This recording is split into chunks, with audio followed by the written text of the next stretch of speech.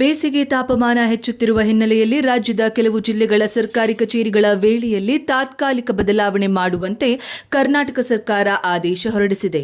ಬೆಳಗಾವಿ ವಿಭಾಗದ ವಿಜಯಪುರ ಮತ್ತು ಬಾಗಲಕೋಟೆ ಜಿಲ್ಲೆಗಳು ಹಾಗೂ ಕಲಬುರಗಿ ವಿಭಾಗದ ಎಲ್ಲಾ ಜಿಲ್ಲೆಗಳಲ್ಲಿ 2026ರ ಏಪ್ರಿಲ್ ಮತ್ತು ಮೇ ತಿಂಗಳಲ್ಲಿ ಕಚೇರಿ ಕಾರ್ಯಾವಧಿಯನ್ನ ಬೆಳಗ್ಗೆ 8 ಗಂಟೆಯಿಂದ ಮಧ್ಯಾಹ್ನ 1 ಗಂಟೆ 30 ನಿಮಿಷದವರೆಗೆ ನಿಗದಿಪಡಿಸಲಾಗಿದೆ. ಈ ಹಿನ್ನೆಲೆಯಲ್ಲಿ ಬಳ್ಳಾರಿಯಲ್ಲಿನ ಸರ್ಕಾರಿ ಕಚೇರಿಗಳು ಇಂದಿನಿಂದ ಬೆಳಗ್ಗೆ 8 ಗಂಟೆಯಿಂದ ಕಚೇರಿಗಳು ಪ್ರಾರಂಭಗೊಂಡಿವೆ. ಉನ್ನತ ತಾಪಮಾನದಿಂದ ಸರ್ಕಾರಿ ನೌಕರರು ಕರ್ತವ್ಯ ನಿರ್ವಹಿಸುವಲ್ಲಿ ಎದುರಿಸುತ್ತಿರುವ ತೊಂದರೆಗಳನ್ನು ಮನಗಂಡು ಈ ನಿರ್ಧಾರವನ್ನು ಕೈಗೊಳ್ಳಲಾಗಿದೆ.